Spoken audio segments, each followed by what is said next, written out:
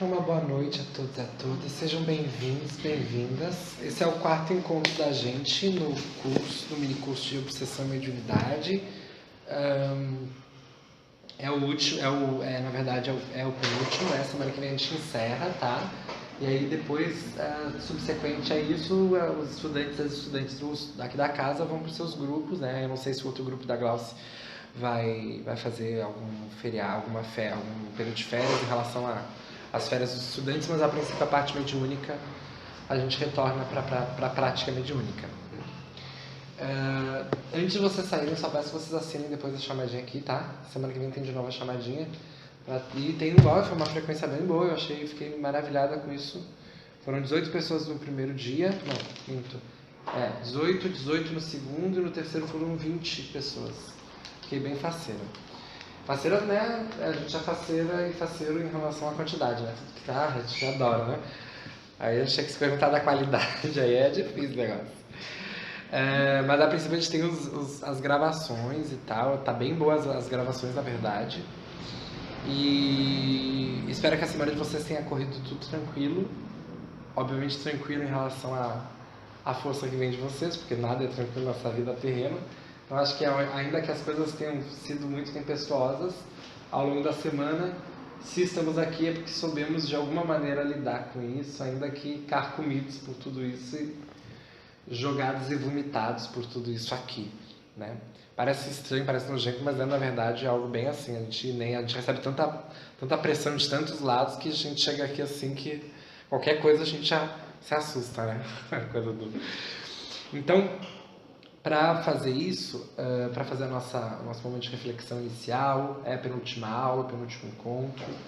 Cada um vai fechar os olhinhos agora, vai respirar bastante, deixar o fluxo de ar bem confortavelmente na cadeira, como vocês se sentirem bem confortáveis.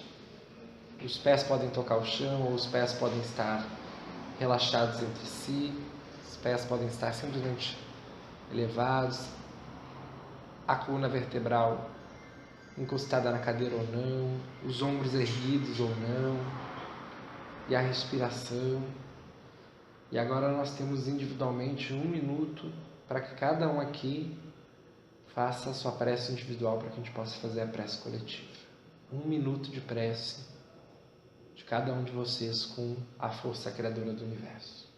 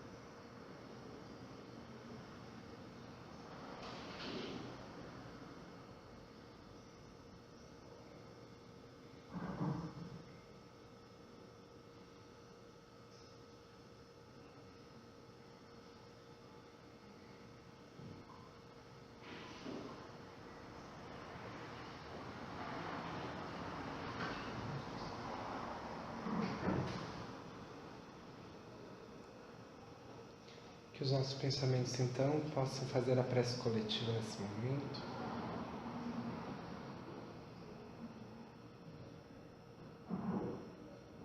Que a gente pense na imagem soberana do Cristo, mas para além dele, na força que ele representa, que é a força divina, a força espiritual. E recordemos que o sofrimento é inegável a todos nós, enquanto essa força da existência que nos faz sermos como somos e como nos sentimos. Recordemos a imagem de Lívia, a esposa de Paulo de Tarso, quando reencontra seu irmão sendo apedrejado. E o encontro do apedrejamento é exatamente o próprio marido de Lívia, quem é o comandante. E aí a gente começa a pensar em Paulo e Estevão, todas as situações da existência que nos colocaram em círculos inquestionavelmente desafiadores. Como são desafios a todos nós. Então a gente vai fazer a prece dos aflitos, que é a prece que Lívia faz na obra Paulo e Estevão, e que a gente possa pensar em todos os nossos grandes desafios da vida, em que parece que ela simplesmente pregou uma peça, quando na verdade ela estava nos ensinando grandes lições.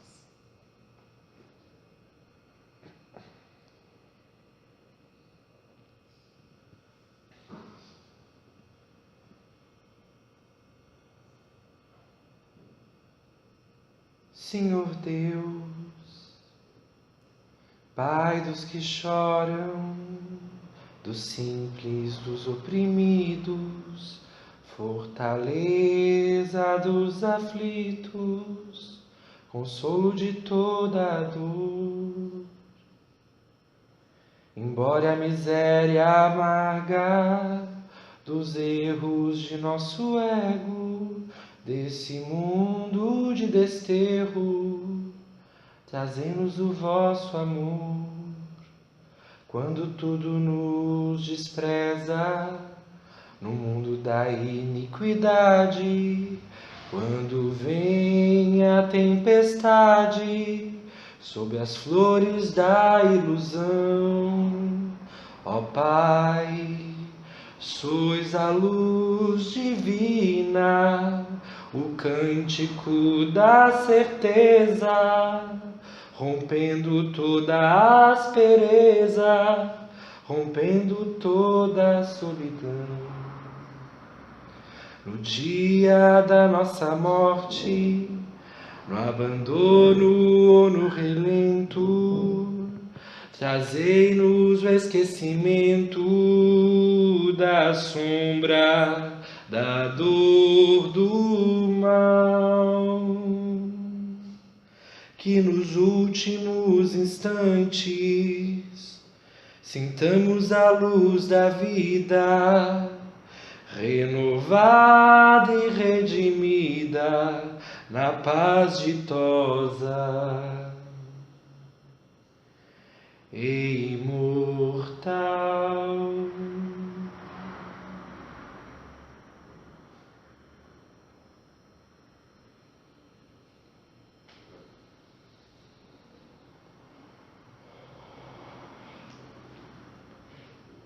Quando nós falamos de ética, a primeira imagem que nós temos é a imagem da relação dos indivíduos, em todos os sentidos. E ela se confunde muito com a palavra moral, que se confunde muito com a palavra costume, que se confunde muito com várias outras palavras, como comportamento, como aparência, como tudo isso que a gente vivencia. Ainda que algumas diferenciações se façam em relação à semântica da palavra ética enquanto uma palavra grega e moral enquanto uma palavra latina, do latim, a gente começa a perceber que, independente da raiz da palavra, as origens desses significados são muito pessoais. Por exemplo, A palavra cultura é aquilo que nós cultivamos. Cultura vem do termo de exatamente aquela ideia da cultura de flores, de plantas. Mas há algum tempo atrás a cultura era a ideia de um desenvolvimento cultural, né? Um desenvolvimento intelectual. Uma pessoa, uma sociedade, uma civilização é um povo com cultura. Um povo sem, que não seja uma civilização, é um povo sem cultura. Entretanto, a gente começa a perceber que cultura, dentro das mais de 112 conceituações antropológicas sobre cultura, a cultura ela pode ser expressa enquanto tudo aquilo que o ser humano produz. E dessa produção, tudo aquilo que o ser humano não pode materializar enquanto objeto dessa produção. Por exemplo, roupa, ainda que seja um produto da cultura, a roupa não é a moda. A moda é o significado, o simbolismo e as expressões através das roupas. Ainda que a comida pareça ser significativamente, a cultura ela nada mais é do que a expressão da materialização da cultura que é a culinária daquela região. A gente começa a perceber que as palavras elas têm, a música também vai expressar isso e tantas outras áreas da nossa vida. Quando a gente fala de cultura enquanto produção humana, quando nós falamos de espiritualidade, nós falamos de diferentes tipos de espiritualidade. A gente divide a nível muito categórico os superiores, os inferiores e os medianos. Essa categoria entre inferior, mediano e superior, uma espiritualidade superior é uma espiritualidade mais avançada, a gente, né, imagina que seja uma espiritualidade que tenha muito mais paz. Eu vou espirrar, tá, gente?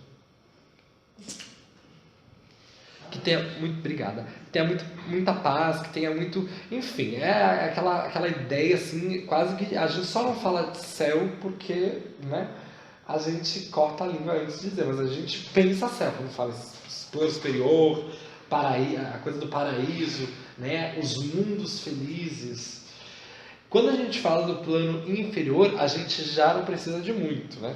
A gente já olha lá o filme do André Luiz, a gente já esquematiza aquelas visões umbralinas, ou a gente já esquematiza qualquer canto, qualquer bueiro, qualquer coisa, como algo inferior, sujo, obscuro, nojento, né? Calafriento. E o mediano é aquele onde as coisas são mais ou menos da forma como tem que ser. A gente se coloca muito numa posição mediana. O grande problema disso tudo é que, essas diferenciações, elas são diferenciações de visões da nossa humanidade. Nós observamos, categorizamos e organizamos os indivíduos nesses grandes quesitos. Sabendo disso, nós podemos dizer que a espiritualidade inferior produz um tipo de cultura em que é diferente da espiritualidade mediana, em que é diferente da espiritualidade superior. São culturas diferentes. Quando nós falamos de paz, de humildade, de todas essas virtudes que são prepostas dos espíritos superiores, nós estamos falando da cultura espiritual superior, de uma cultura espiritual, de uma produção uma produção de um ser, e aquilo que aquele ser produz é aquela cultura. Nisso, existem vários apontamentos que eu quero fazer com vocês quando a gente fala de ética na obsessão, e a gente vai chegar nisso de maneira muito pontual. Quando nós falamos de uma espiritualidade superior, nós temos que lembrar como que foi a experiência do André Luiz ao adentrar regiões umbralinas. Tudo o que é visto é dito por um observador.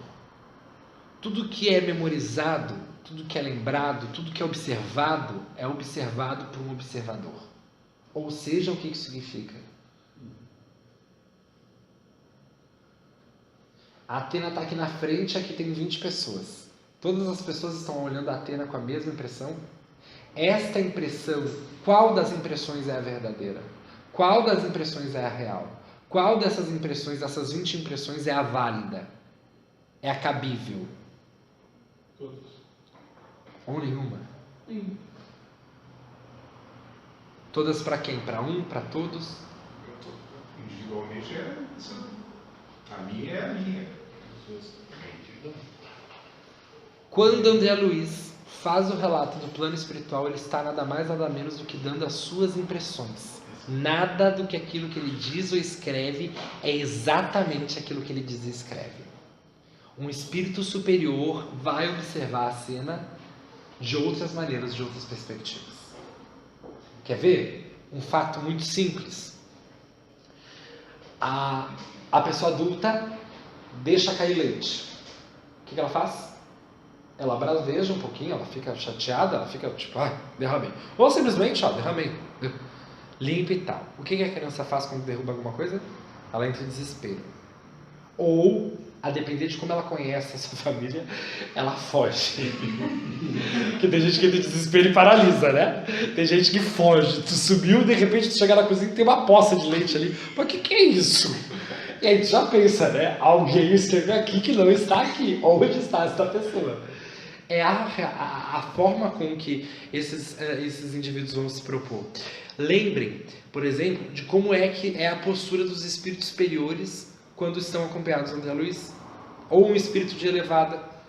A gente não está vendo a percepção desse espírito, mas se nós pudéssemos ver, primeiro, por que é André Luiz que publica, que escreve aqueles livros?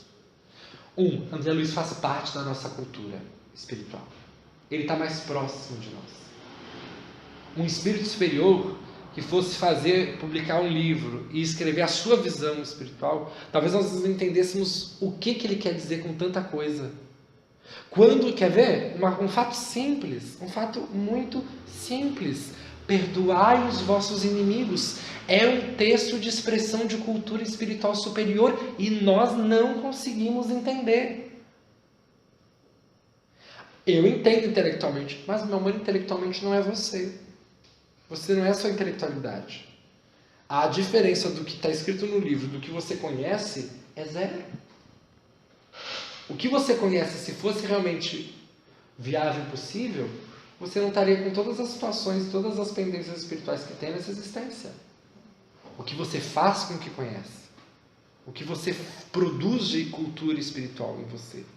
O que você agita de emocionalidade, de razão, de sentimento, todos esses elementos juntos, você pode saber de muita coisa sobre perdão. Até que alguém mate seu filho. Ali, quando alguém matar seu filho, você não vai medir o quanto você sabe, mas o quanto de exercício espiritual você tem feito dentro das suas perspectivas internas. E aí você começa a perceber que as obras de André Luiz são necessárias enquanto uma visão espiritual, mas também enquanto uma análise de uma perspectiva cultural.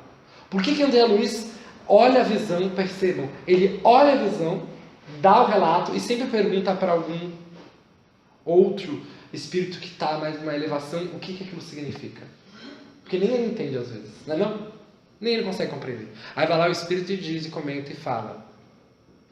Isto tem a ver prioritariamente com isso, com essa palavrinha que a gente colocou aqui, que se chama cultura.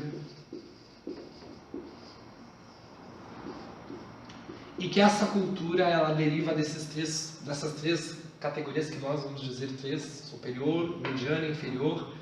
Mas a gente vai começar a perceber que o Allan Kardec, ele pega uma palavra que se chama moral.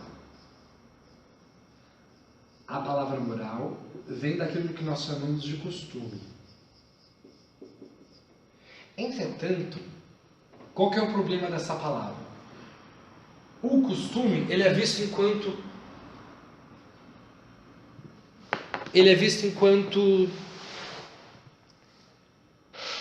prática aceitável. Não, sim, mas tem uma palavra, enquanto comportamento. Comportamento, a moral. Ter uma boa moral é ter um bom comportamento. Quanto mais os séculos se passam, mais essa visão ela fica diminuída. Porque há 50 anos atrás, todos teríamos uma unidade de roupa dentro de um padrão. Ninguém poderia... Vocês sabem disso. Vocês não poderiam estar vestindo as roupas que vocês estão vestindo. Eu não poderia estar vestindo a roupa que eu estou vestindo. O costume, enquanto um comportamento, ele vai saindo da forma do indivíduo. E Allan Kardec sempre deixa explícito, a moral, ou a força moral, ou a relação moral, ou a moral em si, ela nada tem a ver com a forma, ou com o comportamento. Por que não? Oi? Não deve variar conforme a época. Qual? A moral. A moral. No caso, quanto lei. Por quê? Em que base que isso se dá? Por que ela não varia? Qual é a única coisa que nunca varia? A lei de Deus. Perfeito? Por quê? Mutabilidade. Perfeito, é uma das características da ideia divina. Não Deus enquanto um indivíduo, mas Deus enquanto uma força espiritual, uma inteligência suprema. Precisa ser a nível muito primeiro a gente perceber que Deus não é antropomórfico, não tem forma humana, e segundo, ele se apresenta enquanto uma unidade necessária para nós entendermos que existe o universo. E por isso ele precisa ser permanentemente a força que ele é. E por isso que tudo que existe, essa lei moral, quando Allan Kardec publica as leis morais, Allan Kardec não está publicando as leis morais enquanto um sagrado escrito que Deus fez para a humanidade. Ele está escrevendo a forma de relação dos indivíduos. E aí é que vem a nossa grande dificuldade de entendermos por que fulano matou ciclano. Por que Beltrano traiu ciclano. Por que uma das maiores problemáticas da nossa humanidade é essa problemática em relação à violência? A violência enquanto todo ato de violência é um ato de paralisia da existência do indivíduo. Violentar através da fala, bom, já que eu não posso bater em vocês, eu vou gritar, porque gritando a minha voz se demonstra enquanto força que vai expressamente, pelo som, fazer vocês permanecerem aí. Aí você toma um susto, e você recua, você se acua. Aí você começa a perceber que se eu posso, então, não somente falar alto ou gritar com vocês, que é uma forma de violência, eu posso agitar vocês, posso segurar, posso bater, posso prender, posso tudo isso. Mas existem outras formas de violência que são muito mais perspicazes, que são as formas de violência emocionais. Que são as formas de chantagem, são outras que a gente vai especializando.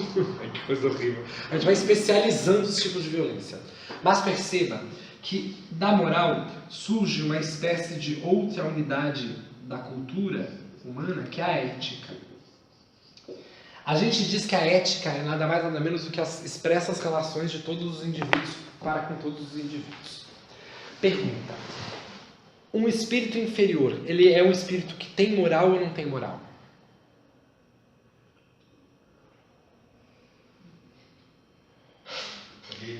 É perfeito? A moral, ela não pode ser qualificada, ela não pode ser dita que não pode ter uma referência, não existe referência de moral. O indivíduo está naquele instante com aquilo que ele apresenta, e moral não é exatamente o que nós estamos vendo. Como é que o ser se faz na sua vida? Através da ética. A moral é algo muito particular. São as intenções internas e supremamente pessoais. A ética é através da ética que nós percebemos quem são os indivíduos. E o que é a ética? É a forma com que os indivíduos se relacionam. Mas cuidado, é aí que vem o grande estopim da coisa. Ética para com o outro é primeiramente a ética para consigo mesmo. É por isso que existe obsessão na Terra. Aí a gente começa com frases como: gente, já passou meia hora da aula, tá? Mais meia hora a gente acabou. Eu adoro dizer isso, que o povo fica desesperado. Eu também fico desesperada, gente. Vocês imaginem um ano inteiro de aula comigo, o pessoal que tá coitadinho do povo, olha isso aí assim, tudo fora da cara. Tem uma frase que a gente escreveu certa vez que diz assim: só respeita aquele que sabe que merece o respeito. Só respeita aquele que sabe que merece o respeito. Se você está desrespeitando alguém, você está dizendo que você não merece esse respeito. Isso é muito profundo. Porque isso precisa de um nível de autoconsciência, um nível de regulação de si, exatamente para entender que se você faz fofoca, você deliberadamente não está cuidando do que existe na própria existência. Ou seja, você está dando vazão para que outras pessoas também o façam sobre a tua perspectiva. E não é uma questão de relação com o outro, percebam? É uma relação de autorregulação enquanto você entender a si mesmo. A ética, ela previne obsessão. A ética para consigo mesmo é a maior prevenção da obsessão. A ética é a única prece que pode evitar você cair num processo obsessivo. Porque a ética tem a ver com honestidade, sinceridade, genuidade para consigo mesmo. O que isso significa? Princípios e valores. Oi? Princípios e valores individuais. Né? Aí vem o grande desafio. Como ter princípios e valores individuais, primeiro numa sociedade, segundo numa família. A relação de vocês com as vossas mães. O quanto ainda, e aí vamos calcular, o quanto da existência de vocês são fomentadas e foram fomentadas. E quantos pontos da existência de vocês foram construções deliberadas de vocês e quantas foram construções de intenções outras. Ou diferente, quantos têm sido em relação aos filhos e filhas de vocês tensões, a gente diz assim, não dá pitaco na minha criação com meu filho. Também, porque a criação para com teu filho é como teu filho quer que seja, não como você pensa que deva ser. E aí você começa a perceber que em todos os instantes, em todos os momentos, as suas escolhas morais, perceba, a melhor palavra que possa definir moral, quando a gente faz essa perspectiva, é emoção, emocional, sentimento. Sentimento é quando nós nos tocamos a nós mesmos, dentro de nós. Quando nós sentimos ódio, nós medimos a nós mesmos e percebemos que temos produzido dentro de nós ódio. Quando nós sentimos afeto, é o mesmo. Quando nós sentimos humildade, é o mesmo. Quando nós sentimos aquela emoção, nós somos prioritariamente aquela emoção. Por quê? Pergunta a vocês. O corpo e o perispírito são matéria. Um fluido e outro fluídico material físico. Perfeito? Quando os espíritos estão no plano superior, onde não há presença de matéria, enquanto espíritos puros, e puros é exatamente para relativizar a ideia de que não há matéria, como os espíritos se identificam? Quem são esses espíritos? E na introdução, lá no prefácio do Evangelho, o Espírito da Verdade nos ensinou algo muito interessante. Ainda que poeticamente, liricamente, ele diz, os espíritos do Senhor, quem é o Senhor? Deus. Quem são esses espíritos? Obviamente, são criaturas que já estão, seres humanos que já estão muito próximos a Deus. Aí, a fonte da inteligência, não só a inteligência, mas a existência, a espiritualidade suprema. Os espíritos do Senhor, que são as virtudes dos céus. A única forma de você identificar um espírito superior é através da virtude que ele carrega dentro de si, através das suas emoções, através da sua moral. Nós identificamos os seres espirituais superiores através da fomentação espiritual de virtudes que eles provocam. Quando nós estamos aqui fazendo uma prece, nós sentimos calma, paz, tranquilidade. Não é porque os espíritos vieram nos aplicar paz. É pelo simples fato de eles estarem presentes é que nós sentimos essas virtudes. Quando nós saímos daqui, quando nós vamos para um outro local, eles se afastam de nós e nós nos sentimos novamente dependentes de alguma coisa que nos faça, enfim, nos sentirmos seguros espiritualmente.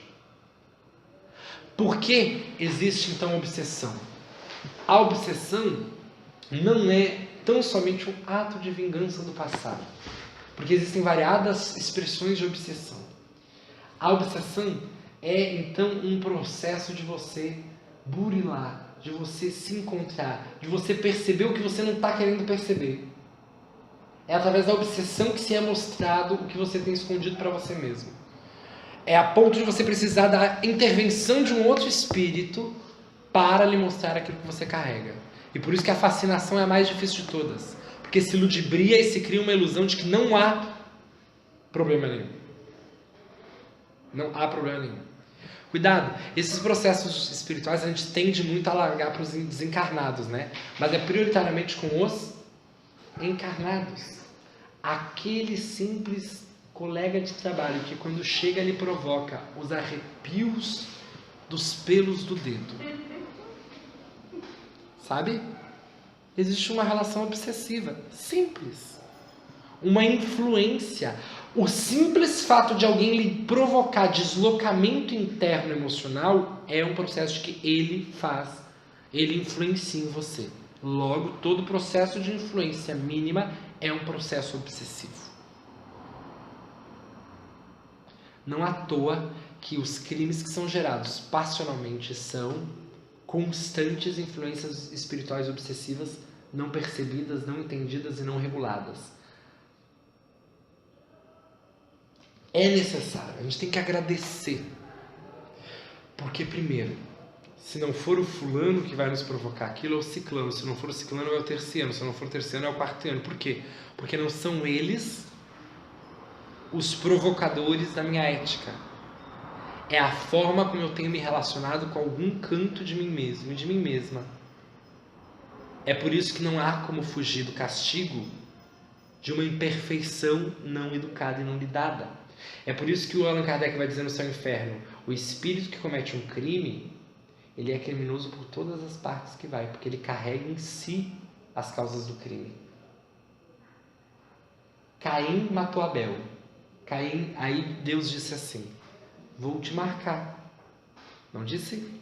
Vou te marcar com sangue, para que onde tu vá, as pessoas saibam disso. Esta marca é nada mais nada menos do que a consciência interna, a ética de Caim tentando regular a si mesmo. Só isso. Tá, eu não me lembro qual é o texto, mas se vocês pegarem o iniciozinho da Gênesis, Caim e Abel, quando Caim mata Abel, eu acho que é um anjo do Senhor que vem, não sei, alguém, é um personagem secundário, não é Deus, acho que não é Deus não. Mas alguém dessa diz que vai marcar Caim com uma mancha vermelha, que é a mancha do irmão, do sangue do irmão. Vocês estão entendendo? Sim. Eu não sei se eu estou entendendo. Eu não sei se eu estou entendendo. Eu estou muito precisando muito dessa aula. Eu estou precisando muito dessa aula. É muito necessário. Porque essa perspectiva de ética é nós entendemos que aquilo que o outro nos provoca nada tem a ver com o outro, senão com nós. Isso já está entendido. Agora, a grande pergunta é: como fazer para lidar com esses constantes choques internos, com esses estresses espirituais que tornam-se emocionais, que tornam psicológico a ponto da gente ter uns cacuete louco, da gente atravessar a rua para não encontrar a pessoa, da gente sair mais cedo do trabalho para não da gente, sabe, fazer coisas que a gente não é racional, não é lógico, a gente gastar mais energia de vida para desviar de alguém que...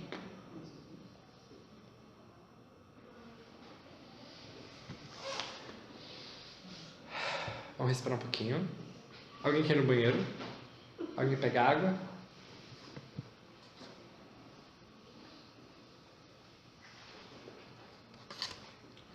Nessa perspectiva, a gente começa a perceber que todos os atos de obsessão são atos em que o obsessor encontra tudo aberto. Tudo aberto. Quando a gente fala que os espíritas têm que estudar, o estudo é uma prevenção imensa para as questões obsessivas. Porque o estudo te provoca, sim, uma necessidade de modificação interna. Não porque o conteúdo é forte e você é fraco, mas porque o conteúdo começa a criar critérios internos de visão, de forma de ver as coisas, que na hora que você faz algo que acaba lhe prejudicando ou prejudicando outrem, os critérios espíritas começam a aparecer na sua cabeça e você pensa: mas eu não posso fazer isso. Mas cuidado, quando o espiritismo, quando a doutrina espírita diz assim, você não pode, primeiro que a doutrina espírita não diz que você não pode. A doutrina espírita é uma filosofia, ela não é um ente, não é um Espírito Santo, né? Deus, Jesus e Espírito Santo. O que é esse raio do Espírito Santo? É uma pomba, sabe? Tipo, você não consegue compreender que tem algo abstrato. A doutrina espírita é um conhecimento que você pode adquirir e é um conhecimento que você utiliza como instrumento de vida. É por isso que quando a gente está estudando o Espiritismo, é inegável que nós necessitamos colocar as nossas existências no centro do estudo. No centro do estudo. E aí é nessa perspectiva que algumas pessoas não ficam no centro espírita. Porque elas não, a última coisa que elas queriam aqui dentro é se enxergar, é estar junto de si. Mas se enxergar não significa que se vai ver coisa ruim. Não significa que se vai ver coisa imperfeita, ou coisa desnecessária, ou coisa triste, ou coisas que são pesadas, inferiores. Muito pelo contrário. Quando a gente está nesse processo, a gente vai dizer que a nível espiritual nós somos ainda muito crianças, muito infantis, se a gente entender a infância enquanto uma fase de dependência, em que a gente não tem contato consigo mesmo. A gente não tem contato consigo mesmo. Não sei como é viver em um outro corpo, sendo eu, estando eu neste corpo. Mas eu percebo que existem pressões internas que são totalmente deliberadas e permitidas por nós. A primeira delas e a maior delas, e talvez a rainha interna que reine durante todas as nossas existências, é a rainha da culpa. É ela que rege as nossas relações. É ela. Onde deveria estar a caridade, está a culpa. Você não faz porque você é bondoso ou bondosa. Você faz por medo e castigo divino. É na cadeira da culpa que deveria estar a rainha humildade. Você não aceita aquilo que lhe disseram, ou você não diminui a si mesmo, ou você não recua a uma agressão por humildade, mas como um verme que tem medo de ser pisado novamente. A culpa. E aí você começa a perceber que ao invés de você ser responsável, você se culpabiliza.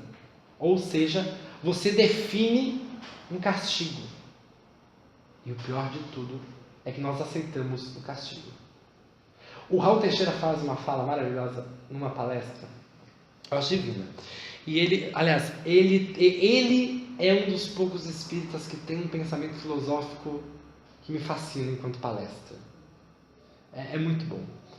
E ele tem uma palestra que ele fala sobre obsessão, e que ele disse que uma mulher foi procurar ele e disse assim que alguém falou para ela que o marido dela era um obsessor de outra existência. Olha, perceba bem que a existência daquela pessoa está destinada a viver uma relação com uma pessoa totalmente aleatória em algum sentido, ou destinada. Tu entende? Tu vai colocar 80 anos da sua vida vinculada a uma situação dessa? Abre um parênteses, lembro da minha avó agora que meu avô desencarnou faz 2 anos, eu perguntei para ela, tá, agora o que você vai fazer? Aí, não, ela falou por causa da hormonização, ela falou da minha bunda. Uma vez, nossa, tá muito grande isso daí, abaixa essa saia, não sei o que. E aí eu conversei com ela, disse, tá? Aí ela disse assim, aí disse assim, vó, vamos fazer para a senhora também, vamos usar saia. Ela, não, eu tenho bunda, vamos achar a bunda, vamos fazer uma bunda de espuma, eu disse para ela, brincando. Aí ela disse assim, pra quê? Não tem quem namorar. E aí eu fiquei triste porque eu pensei assim, ai, meu avô e tal, eu digo, ai, vó, mas pensa, né, pelo lado bom, tudo que bom, de bom que foi com o vô. Aí ela olhou assim, eu não amava teu avô. Me veio na cabeça os 9 filhos dela. Caiu dentro de mim o conceito de que seja uma família, caiu o conceito de que seja o matrimônio, caiu o conceito de que seja o amor, felicidade, conjugabilidade. Eu disse para ela, tá, vó. Ainda assim, cheia de dedo, né? Porque essa mulher tá preparando. Tá, vó, por que a senhora casou? Ah, porque ela deu 1000 explicações lá. Eu digo, aí eu resolvi dar um tabefe nela. Eu digo, tá, vó, o que a senhora era apaixonada na época? O nome do meu avô era José. Aí ela disse assim, João. Aí eu disse assim, tá, e o nome da minha avó é Maria. Aí eu disse assim, tá, vai, por que a senhora agora que eu vou, né? Eu já tava fazendo coisa, né? Tá, vai, por que a senhora agora que, né, o vô já morreu e tal, agora vamos atrás do João, vó, eu lhe ajudo. Aí ela disse assim, o João já morreu. E eu fiquei assim, meu Deus do céu. E eu fiquei pensando assim, primeiro, gasta planejamento espiritual. Gasta planejamento espiritual. Achar um pai e uma mãe para você reencarnar é uma dificuldade tremenda, gente. Ainda mais nos dias de hoje. Quando os espíritos avisam lá que a quantidade de espíritos que vão reencarnar começa a diminuir, porque começa a ter uma quantidade enorme de perspectivas diferenciadas sobre gravidez, nisso, eu disse assim pra ela, aí a gente continuou a conversar e tal, e aí eu perguntei se ela foi feliz ou não, se ela foi bom ou não, como é que foi e tal, ela disse assim, foi. E agora ela tem problema no joelho, ela tá assim, tá pra desencarnar. E aí, para retornar para o plano espiritual. E aí a gente conversa muito sobre, principalmente sobre a memória, sobre as coisas dela, a infância, a juventude, para ela voltar a ter um pouco a se sentir viva em relação a isso tudo. E aí o Raul Teixeira vai dizer assim para ela assim, ninguém casa como expiação. Casar com alguém não pode ser um processo expiatório. Casar não deve ser um processo obsessivo. Casar não deve ser algo simplesmente destinado a lhe expurgar coisas de outra existência. Expiação é coisa interna do seu coração, não sai do seu coração. Obsessão inicia no seu coração, a nível de você dar abertura para outras espiritualidades, para outras expressões. Aí você começa a perceber que em algum momento a minha avó permitiu se vincular com ele, com meu avô. Não estou desmerecendo a personalidade do meu avô, muito pelo contrário. Mas estou falando de maneira social. Quantas famílias foram construídas desta maneira? Vocês sabem quanto os meus tios, as minhas tias e meu pai apanharam como forma de descarregar o processo de culpa? Vocês têm noção de quantas vezes vocês disseram que respeitam os pais de vocês em alguns instantes, mas era por medo? E hoje a gente tenta ir para um outro lado, mas a gente acaba indo para um extremo oposto, né? E a gente tenta regular, a gente não quer a varinha de marmelo, mas a gente também não quer, né, fazer a criança andar com flores pelo tapete. E aí você começa a perceber que, ok, o desafio está aí, que as coisas estão aí, mas a nossa maior problemática em relação à culpa é a problemática da expectativa. De esperarmos as coisas acontecerem conforme nós queiramos que aconteça, quando nós não temos nenhum controle da vida. Nós não temos controle. Não somos nós que queremos as coisas. Vou explicar por quê.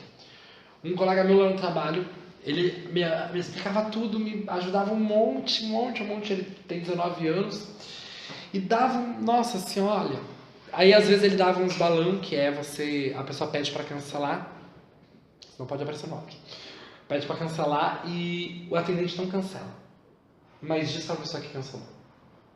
E aí ele tem o retido da pessoa, né? E dá um ponto para ele no final do dia. Porque o trabalho é a gente fazer a pessoa não cancelar, e dar desconto, dá isso, daquilo. Não falei a operadora, viu? Se alguém escutar isso, não vai me processar.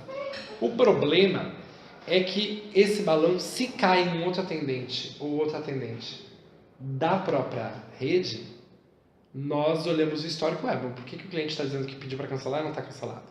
Nós procuramos o histórico, vamos lá, vemos que foi fulano e fazemos um projeto de não retido. Aquela pessoa que reteve vai ter, na verdade, no final daquele dia que foi visto que ela fez, 2 cancelamentos ao invés de 1. Ou seja, é uma falta pura de ética e de compromisso consigo mesmo, de entender que se ela pode, naquele momento, com todo o esforço que ela tem, não conseguiu reter a pessoa a cancelar 1, vai dar 2.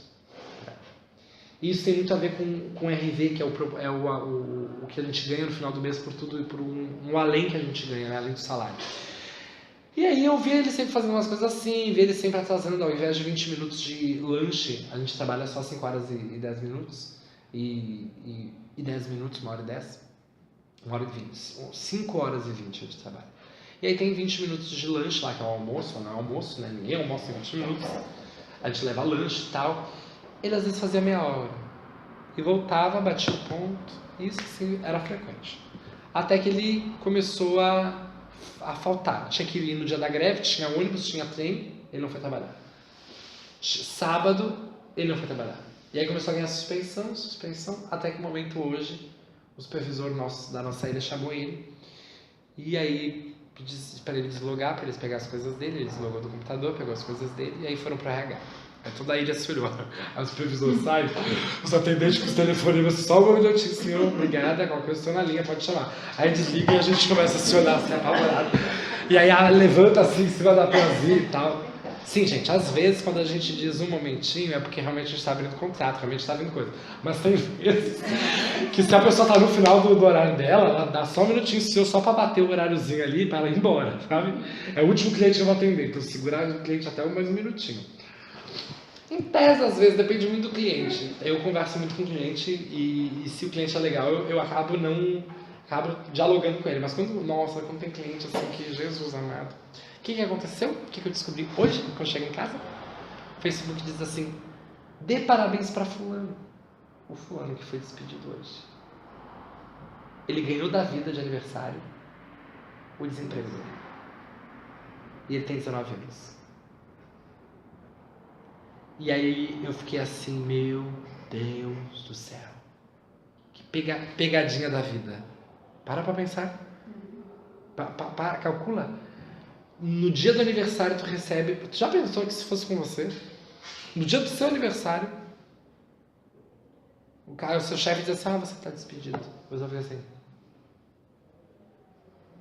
E aí você começa a perceber que não dependia de uma ética em relação ao trabalho. Ele dependia de uma ética em relação a si mesmo. A compreender os processos internos. Quando a gente tem um comportamento, ou quando a gente tem uma relação, a gente não tem um comportamento, a gente tem uma relação.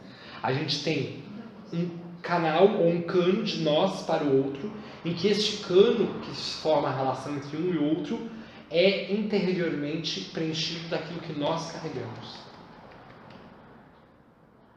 Ainda que se a minha relação com o Luiz Fernando é uma relação boa e eu sinto isso, e ele permite demonstrar isso também, este cano, este cabo, essa linha que nos une tem preenchida por bom conteúdo.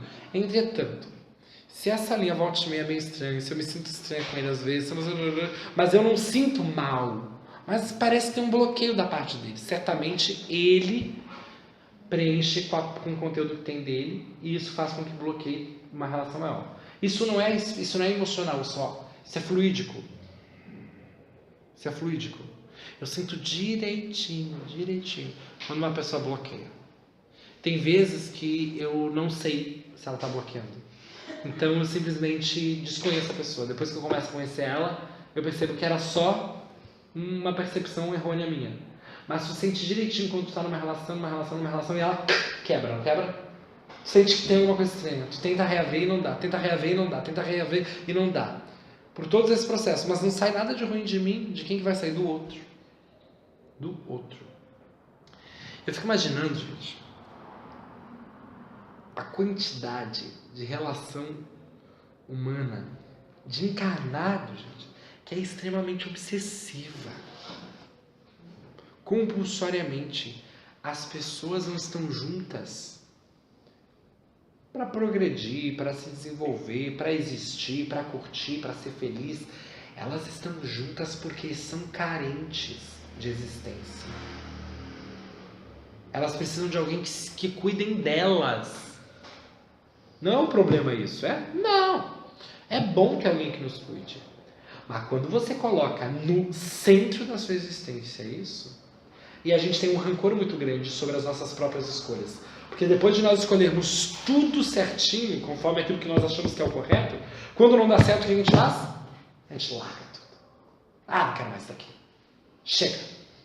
Chega, não quero mais isso aqui. Vai ser assim então vai ser assim. E tu fica, por quê? Por que te falta inteligência para reger tua existência quando começa a tua existência em ti e o teu existir termina em ti? Quem é capaz de influenciar? Tem um texto, eu tenho que encontrar esse texto das Obras Básicas que diz assim: se o Espírito não permitir, nem Deus provoca influência.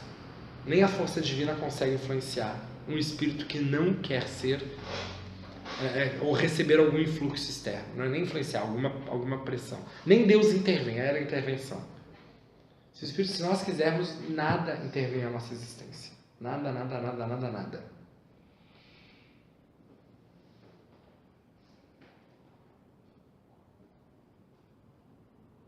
fazer um exercício com vocês filosófico, tá bom? Calculem a partir de agora tudo que vocês não podem fazer porque vocês vão perder as pernas amanhã de manhã num acidente de carro. Nossa. Vamos lá. Cada um fala uma coisa e não pode repetir. Eu não entendi. O que vocês não vão fazer mais sem as pernas amanhã, a partir de amanhã até o resto da vida. Caminhar não pode mais, fala. Dançar. Dirigir. Praticar esporte. Caminhar já foi, meu amor. Pintar as unhas do pé. Tudo, gente, tudo. Pintar as unhas do pé. Pedalar. Correr. Jogar bola com o filho. Jogar bola com o filho. Nadar. Perder minha liberdade. Nadar. Oi? Perder minha liberdade de viver a hora que eu quiser. A Dulce chega com tudo, né? Ela faz uma cesta de luz, de olho fechado. Lu. Aninha. De pular. Pular. Coçar o pé. Coçar o pé. Cruzar as pernas. Cruzar as pernas. Andar de bicicleta.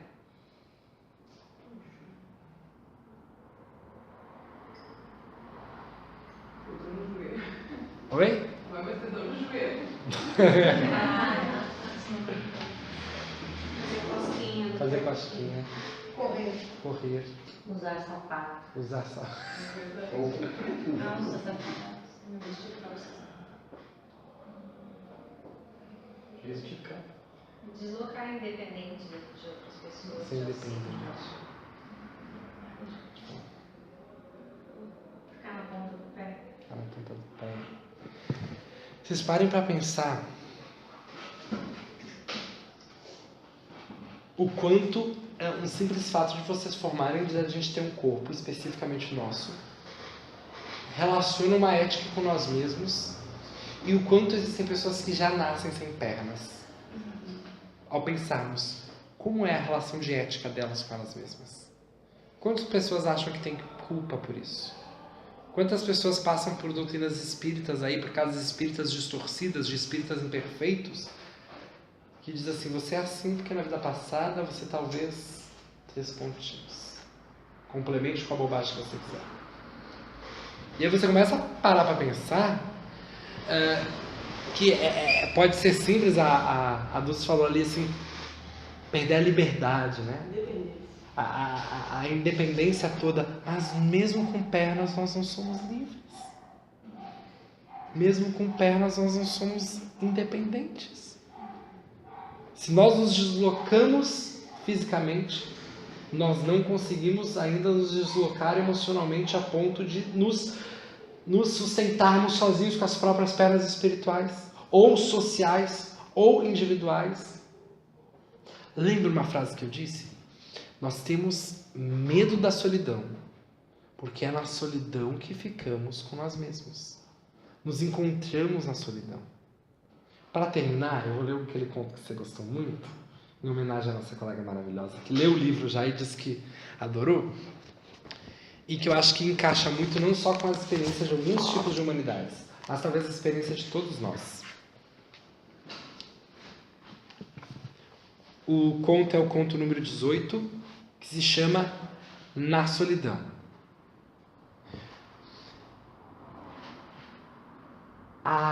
Eu não gosto de falar a palavra verdade, porque ela sempre prejuga uma ideia de algo que é para sempre. Só é para sempre a ideia divina de Deus. Mas a verdadeira ética, ela só é encontrada na solidão. Se nós quisermos saber o quão éticos nós somos, a gente tem que ficar na solidão, com nós mesmos. Porque aí quando a gente percebe como nós nos tratamos, como nós nos vemos, como nós nos damos carinho, como nós nos relacionamos com nós mesmos, essa é a nossa ética. O resto é teatro. Não havia uma voz, um timbre, nada. Um quarto escuro, os cantos absorviam num barulho. De longe o eco do não existir refletia o não existido. Não havia vida, e o próprio quarto fundia-se com o não vivo. Era como se o espaço não possuísse espaço e o tempo não tivesse o próprio tempo de ali temporar. Era cabível de pensar o impensado. Como ver o não visto? Surgir do não surgido. Respirar o não respirável. Janelas, porta, cama, chão, teto e paredes. Roupas, tecidos, objetos e luz. Nada disso fazia sentido. Não era real a essência de existirem. Que utilidade terão se não houver o existir? Que categoria pode se levantar e autarquicamente solicitar a si um existente ou um ente? O quarto era como um buraco negro na vastidão do universo, carreando para si todos os densos pesos existenciais de qualquer existencialidade, concretamente ocupada por uma grande massa de inexistir. A lâmpada balanceava para um lado e outro, o espelho sujo na parede refletia a luz entre um forte e fraco de intensidade que poderíamos indagar de sua própria dúvida de ali estar. As janelas já travadas pelo esforço de serem abertas por um vento amigo que traria a renovação dos ares difusos e complexos de pensamentos não ditos ou vividos. Todo pensamento não dito ou vivido se torna inexistência e agrega maiores pesos no existir do ser. As mínimas roupas entre comidas esparsas de dias sem fomes e outros tantos pedaços de plásticos envolvidos em migalhas de banquetes para ratos, mas que ali fazia-se lembrar que, enquanto houvessem restos, haveria vida. Quando migalhas fornecem segurança para o existir, aí encontramos o limiar do existente, sua própria condenação, e tornar-se o que existe em sua volta. No centro do que não podemos afirmar ser caos ou ordem, não haveriam deuses nórdicos, africanos, olímpicos ou indianos a se atreverem a adentrar em tal recinto, pois divindades necessitam da existência para existir. Mas ali era um fluxo de uma força que a cada pulso cessava a si mesmo, e cessando recebia mais intensidade para continuar paradoxalmente inexistindo. Gritos sorrateiros de uma prisão existencial saíam de um corpo que gerava infertilidade da própria aparência. Como um feto sem afetividade, o corpo posto no centro do quarto não se assemelhava a nada que fosse visto como vivo. Era uma existência em construção. Era um sem corpo. Era a formação de uma nova geração de si mesmo. Não sabe reconhecer quem foi, o que era, como era, qual o nome que representava aquela existência. Mas quando um ser decide desistir para resistir e por fim existir, há um caminho a ser trilhado de uma imensa solidão. O quarto estava preenchido de uma presença solitária, mas que presente naquele corpo sentia-se aflito. Era como se não gerasse vida sutilmente viva. Todos os órgãos estavam funcionando. Tudo adentrava a normalidade da natureza ordenada. Mas adentrar na esfera do não visto e do não dito é adentrar a especificidade do ser. Não sabia quanto tempo ali estava, quanto tempo dormia, quanto tempo não se alimentava. Não precisava saber e sequer se questionava. Seu simples movimento era de não se movimentar. Quanto mais permanecesse imóvel, mais sentia sua existência inexistir, e assim as dores afiadas lhe apertavam menos o ser que estava por surgir. Enquanto a humanidade inteira estava viva e intensa, aquele quarto tornava-se um ninho vazio. A solidão é o útero da existência inexistente da transhumanidade. Ou da nossa humanidade. Pesado, né? Forte e intenso, né? Sabe por quê? Porque o texto não é assim. Nós somos. A gente sentiu tudo isso porque não é o texto que carrega tudo isso. Ele só nos mostra o que nós carregamos em nós. A colega disse assim, esse livro é um livro cheio de emoções. Aí eu pensei depois, não. Nós somos cheios e cheias de emoções que nós sequer sabemos existir. Que semana que vem, na última aula, nós possamos estar aqui. Eu tenho uma surpresa para você semana que vem, que é de nós encerrarmos de maneira muito, muito positiva, né? Porque depois de 4 aulas dessa, em que a gente só faz desconstruir, deixar vocês saírem assim, é uma maldade, é cruel. Acho que a gente tem que sair semana que vem com uma mínima base para nós influenciarmos de outra maneira. Para encerrar, faço uma pergunta para vocês.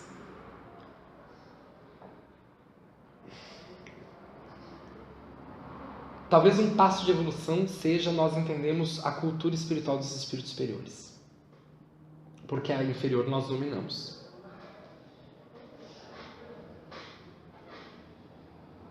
E se ao invés de nós começarmos a obsidiar e continuar obsidiando, nós tivéssemos que estar do lado daqueles que auxiliam, que ajudam, que propõem a renovação? O que é necessário para sair de uma cultura espiritual inferior para uma cultura espiritual superior? O que é necessário produzir dentro de nós para nós sermos considerados espíritos minimamente medianos ou aptos a uma perfeição relativa? Para isso, vocês calculem tudo o que vocês fizerem no dia a dia. Tudo no sentido, não escovar os dentes, mas tudo aquilo que vocês fizerem no sentido de surgir sensações e emoções novas. Eu queria que vocês escrevessem isso. Eu queria que vocês marcassem isso dentro de vocês. Hoje, quando vocês chegarem em casa, quando vier alguém da família, ou quando alguma coisa acontecer, aquelas sensações. A primeira coisa que nós vamos sentir é: 1. Nós não temos domínio nenhum de nós. 2. Não é dominar, não é escravizar as emoções. É saber recebê-las. E 3. Como fazer isso? Semana que vem, nesse mesmo canal, nesse mesmo programa, nesse mesmo horário. Olha a chamada. Calma, gente, tem a prece ainda. Semana passada não deu nem pra fazer prece. O povo saiu na corrida. Vamos então. A gente vai fazer a mesma prece do iniciozinho, que eu adoro essa musiquinha cantada. Vocês me perdoem, mas eu adoro mesmo. E eu faço por mim, não por vocês, que eu adoro essa musiquinha. É um mantra maravilhoso, eu adoro. Se vocês soubessem que as músicas espíritas ajudam a gente de uma maneira tão maravilhosa. Tim Vanessa. Bota no YouTube. Tim e Vanessa. E escutem a música Pedro.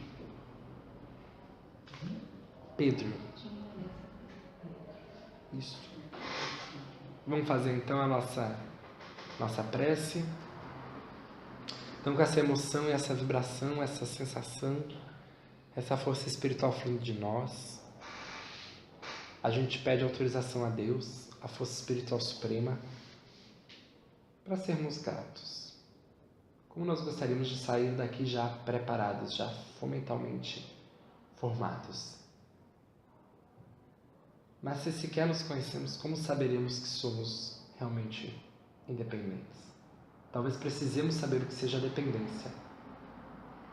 Então a gente pede a Deus que nos fomente a confiança e a esperança.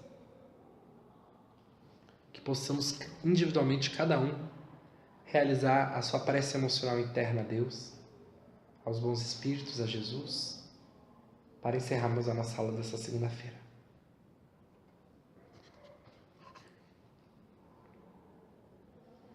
Senhor Deus, Pai dos que choram, dos simples, dos oprimidos, fortaleza dos aflitos, consolo de toda a dor. Embora a miséria amarga dos erros de nosso ego, desse mundo de desterros, trazei-nos o vosso amor.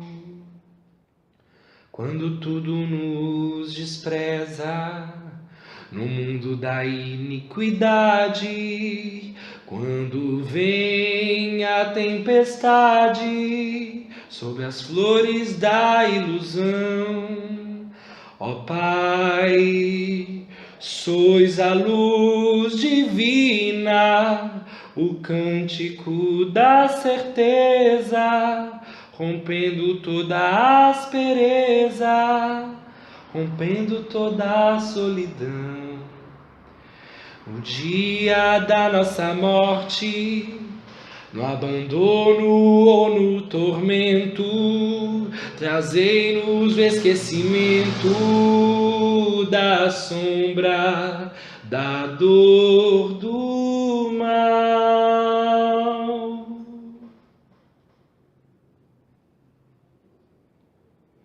Que nos últimos instantes Peçamos a luz da vida, renovada e redimida, na paz ditosa e imortal.